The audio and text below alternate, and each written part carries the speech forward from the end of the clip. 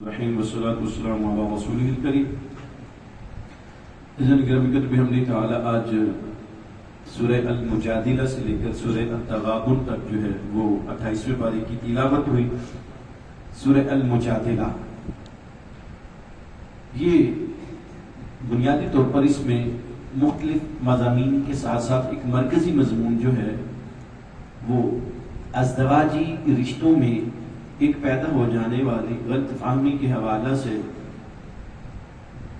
اس کا حل جو ہے بیان کیا گیا۔ حضرت خولہ ایک صحابیہ تھی، خامن ذرا بوڑھا ہو گیا، بات چیت ہوئی، غصے میں آ گیا، تو غصے میں آ کر خامن نے کہہ دیا کہ انتی علیہ کظہر امی، تو میرے اوپر ایسے ہی ہے جیسے میری ماں کی پیٹھ ہے۔ مطلب عرب کے اس دستور کے مطابق، اور عرب میں یہ ہوتا تھا کہ عرب میں یہ چیز طلاق کنسیڈر ہوتی تھی، یہ چیز طلاق سمجھی جاتی تھی کہ کسی نے اگر یہ کہہ دیا اپنی بیوی کے کسی عضو کو اپنی بہن یا اپنی والدہ کے ساتھ تشبیہ دے دی تو عرب کے ہاں یہ طلاق تصور ہوتی تھی۔ اب یہ بوڑھی صحابیہ تھی، پریشان ہو گئی کہ بچے ہیں اور خامن نے یہ بات کہہ دی ہے، اب کروں تو کیا کروں؟ بارگاہ رسالت پناہ صلی اللہ علیہ وآلہ وسلم میں حاضر ہوتی ہے، یا رسول اللہ یہ معاملہ ہو گیا ہے، گھر نہیں بسرا، کیا کروں؟ میرے لیے کوئی کرم نوازی کا معاملہ کیجئے۔ حضور نے دل نہیں توڑا، فرمایا انتظار کیجئے، اللہ تعالیٰ کا حکم آئے گا تو میں اس پہ آپ سے بات عرض کر دوں گا، فرما دوں گا جو کیفیت ہوگی۔ تو پھر اس صورت میں اللہ جل مجدہ الکریم نے اس سورہ مبارکہ کا نزول فرمایا۔ یہ سورہ المجادلہ، مطلب اس کا مطلب ہی یہ بنتا ہے کہ جھگڑا، نام یہ دیا۔ میاں بیوی کے درمیان کی بات ہوئی تھی تو اللہ رب العالمین نے ان کا سلوشن نکالا۔ پھر ہماری جو شریعت ہے، حضور سید عالم صلی اللہ علیہ وآلہ وسلم نے فرمایا، اس سے پہلے بھی اس مسئلے کو اجمالاً تھوڑا سا سورہ الاحزاب کے اندر بیان کیا گیا تھا، اور کہا گیا تھا بھئی مائیں وہی ہیں جنہوں نے جنا ہوتا ہے، اس کے علاوہ بیوی ماں کبھی نہیں ہو سکتی۔ اس مقام پر بھی اللہ رب العالمین نے یہ بات ارشاد فرمائی، الذین یظاہرون منکم من نسائہم ما ہن امہاتہم ان امہاتہم الا اللائی ولدنہم، وہ جو ظہار کرتے ہیں تم میں سے اپنی بیویوں کے ساتھ، وہ ان کی مائیں نہیں ہیں، ان کی مائیں وہی ہیں جنہوں نے ان کو جنا ہے۔ وَإِنَّهُمْ لَيَقُولُونَ مُنْكَرًا مِنَ الْقَوْلِ وَزُورًا، اور یہ جو بات ہے یہ جھوٹی بات ہے اور فضول اور لغو بات ہے۔ اور آج بھی یہ بات ذہن میں رکھی جائے، میں نے اپنے بچپن میں دیہاتوں کے اپنے ماحول میں آج تک یہ سن رکھا تھا کہ یہ فلاں شخص نے اپنی بیوی کو ماں بہن کہہ دیا اور یہ دیکھ پکائی ہے، اور دیکھ پکا کے میں پہلے بھی عرض کر چکا ہوں، طلاق کے کسی بھی معاملے میں اس طرح کی صورتحال میں جو ہے بڑا حساسیت کے ساتھ چلنا چاہیے، بہت زیادہ حساسیت کے ساتھ۔ یہ اس معاملے کو زہار کہا جاتا ہے، اور پھر ان کا جو حل تھا وہ بیان کیا گیا کہ اگر تم میں سے کوئی یہ شخص یہ کام کر لے تو اس کی پہلی سزا یہ ہے، کفارہ یہ ہے کہ وہ غلام کو آزاد کرے، نہیں تو پھر مسلسل 2 مہینے روزے رکھے، نہیں تو فمن لم یستطع فاطعام 60 مسکینا، پھر 60 مسکینوں کو کھانا کھلا دے۔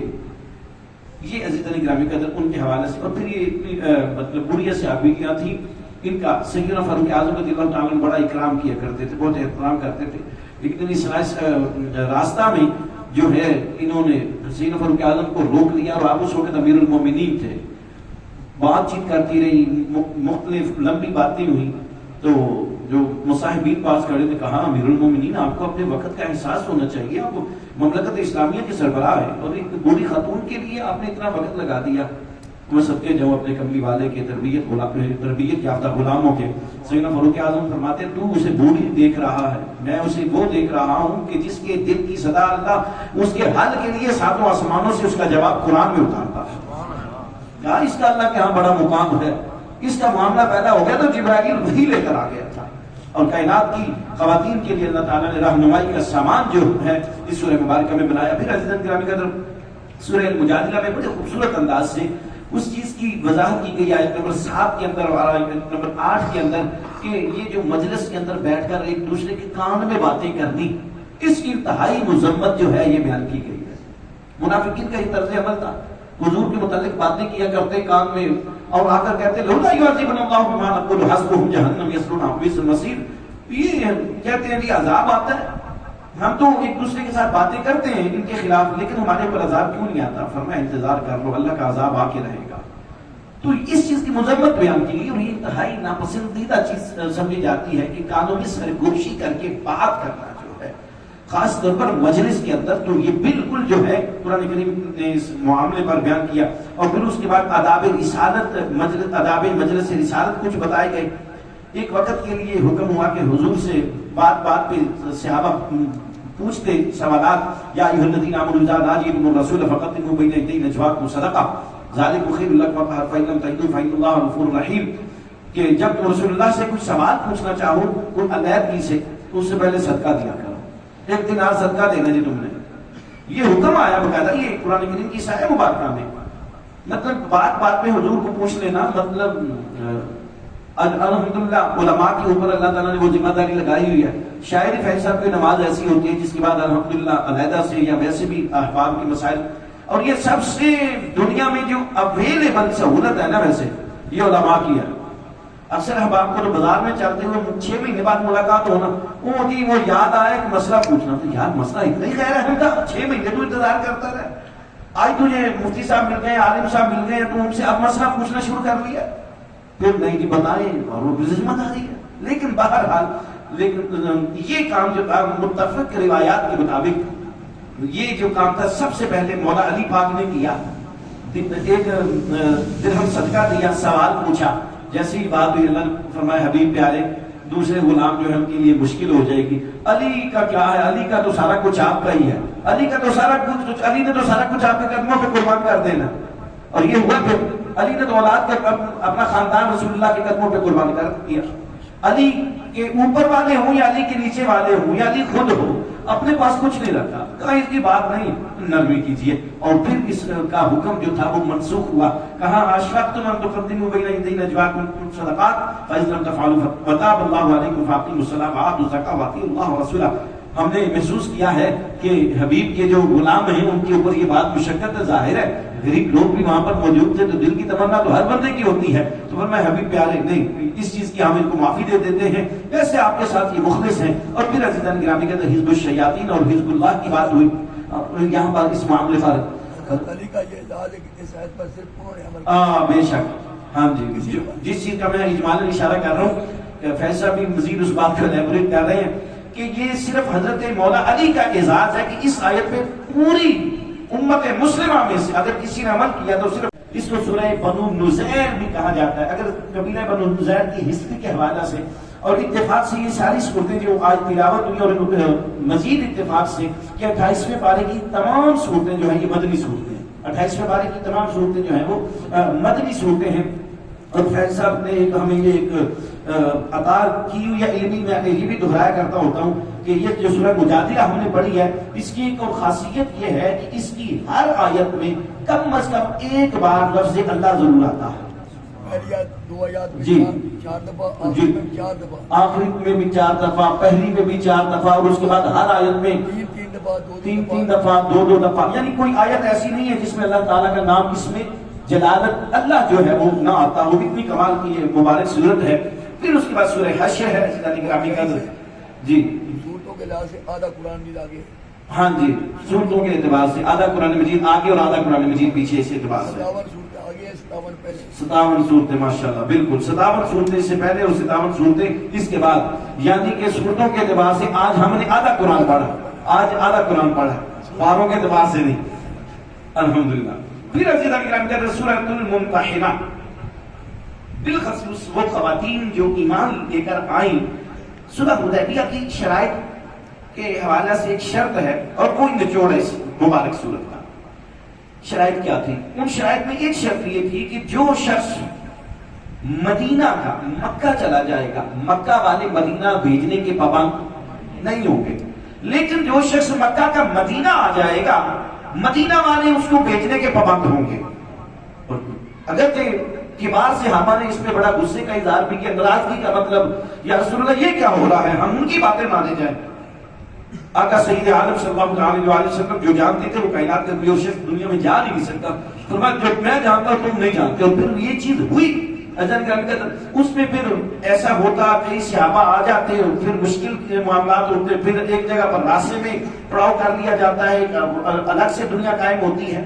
لیکن ایک چیز ایسی تھی کہ جو خواتین مکہ سے مدینہ گئی ان کے بارے میں کہا کہ یہ تو شرائط میں نہیں لکھا ہوا, یہ بات تو مردوں کی ہوئی ہے. تو حبیب پیارے اگر کوئی خواتین مکہ سے آ جائیں آپ کے پاس, ان کو واپس نہیں بھیجنا, آپ نے ان کے دل کا امتحان لینا ہے, یعنی ان کے ایمان کو پرکھنا ہے. وہ ایمان کے دائرہ کار پر اگر پوری اترتی ہے تو آپ اگر پوری اترے تو آپ نے ان کو واپس نہیں بھیجنا. پھر اس کے بعد کرام کے اندر سورہ الصف ہے.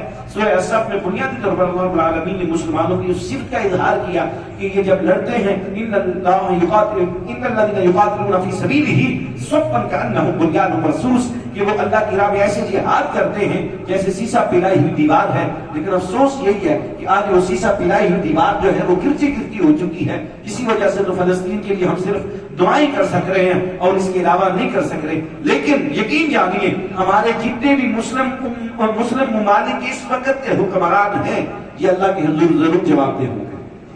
یہ اللہ کے حضور, ہاں ہم عوام اس وقت جواب دہ ہیں. یہ مسلم امہ کے حکمران اعلان کرے جہاد کا, پوری دنیا کے مسلم امہ کے حکمران جہاد کا اعلان کریں, اور پھر اگر ہم نہ نکلیں تو پھر ہمارے اوپر حکم لاگو ہوگا کہ ہم بزدل ٹھہرتے ہیں. لیکن اگر یہ نہیں کر رہے تو پھر معاملہ یہ ہے کہ انہوں نے وحدت امت کا جو ایک فلسفہ تھا اس کو ختم کر دیا. دعا یہ کیا کریں کہ اللہ تعالیٰ کرے یہ چیز یہی کی یہی رک جائے. یہ چیزیں چلتی کہاں لیبیا, کہاں عراق, کہاں شام, کہاں حضروینیا, کہاں بوسنیا, اور اس کے بعد فلسطین. یہ باری کسی کی بھی عزیزہ نہیں من آ سکتی ہے. اس لیے اللہ تعالیٰ اپنا فضل فرما دے. پھر اس کے بعد سورہ الجمعہ ہے. سورہ جمعہ کے اندر شروع میں اللہ رب العالمین نے اپنی صفات کا اظہار کیا, پھر یہودیوں کی اس بات کا بیان کیا کہ یہ جو کہتے ہیں ہم اللہ کے پیارے ہیں, تو حبیبی نے کہی ہے نا کہ موت کی تمنا کرو, فتمنوا الموت ان کنتم صادقین, اگر سچے ہو تو موت کی تمنا کرو. لیکن حبیب ولا یتمنونه ابدا بما قدمت ایدیہم واللہ علیم بالظالمین, یہ ایسا کبھی بھی نہیں کریں گے. اور یہ قرآن کریم کے دو مقامات میں یہ چیز جو ہے اللہ تعالیٰ نے بیان کی ہے, سورہ البقرہ میں بھی اور سورہ الجمعہ میں. اور اس کے بعد پھر وہ حکم ابدی حکم آیا جمعہ کی فرضیت کے حوالہ سے, یا ایھا الذین آمنوا اذا نودی للصلاۃ من یوم الجمعۃ فاسعوا الی ذکر اللہ وذروا البیع, اے ایمان والو نماز کے لیے جب جمعہ کے دن صدا دی جائے, اذان دی جائے, بلایا جائے تو اپنے کاروبار کو چھوڑ کر آ جاؤ, یہ تمہارے لیے بہتر ہے. فاذا قضیت الصلاۃ فانتشروا فی الارض وابتغوا من فضل اللہ واذکروا اللہ کثیرا لعلکم تفلحون, اور جب نماز ادا کر چکو تو زمین میں پھیل جاؤ اور اللہ کا فضل تلاش کرو اور اللہ کو بہت زیادہ یاد کرو تاکہ تم کامیاب ہو جاؤ. وَإِذَا رَأَوْا تِجَارَةً أَوْ لَهْوًا انفَضُّوا إِلَيْهَا وَتَرَكُوكَ قَائِمًا قُلْ مَا عِندَ اللَّهِ خَيْرٌ مِّنَ اللَّهْوِ وَمِنَ التِّجَارَةِ وَاللَّهُ خَيْرُ الرَّازِقِينَ. کہا حبیب پیارے بعض اوقات ایسا ہوتا ہے کہ نہیں یہ اسلام لانے والے آپ کو راستے میں چھوڑ کر یہ چلے جاتے ہیں کھیل کود کے لیے, ادھر اپنے معاملات کے لیے, تجارت کے لیے. لیکن ابھی چونکہ یہ نئے اسلام میں داخل ہوئے ہیں تو ان کو ایک ہی بات سمجھا دیجئے کہ واللہ خیر الرازقین, اللہ کی ذات جو ہے سب سے بہتر رزق دینے والی ہے. سورہ المنافقون ہے. سورہ المنافقون کے اندر عبداللہ بن ابی کے اس معاملہ کو بیان کیا جب اس نے حضور سید عالم صلی اللہ تعالی علیہ وسلم کو تکلیف پہنچائی تھی غزوہ احد کے موقع پر. کہنے لگا کہ پہلے تو ساتھ نکلا, بعد میں کچھ لوگ لے کر واپس چلا گیا, اور اس نے کہا کہ ہم جب مسلمان واپس آئیں گے ان کو پریشان کریں گے. اللہ رب العالمین نے اس طرح کی ان کی باتوں کا جواب دیا ہے. اور پھر اس کے بعد سورہ التغابن جو ہے عزیزان گرامی کے اندر وہ تلاوت ہوتی ہے. سورہ التغابن کے اندر بھی بنیادی طور پر اخلاقیات کا جو فلسفہ ہے انسان کو وہ سمجھایا گیا. دعا یہ کیا کرے کہ اللہ تعالیٰ عبادات کے ساتھ ساتھ ہم اخلاقیات و معاملات میں بھی مضبوط ہونے کی توفیق عطا فرمائے. آمین. الصلاۃ والسلام علیک یا سیدی یا رسول اللہ.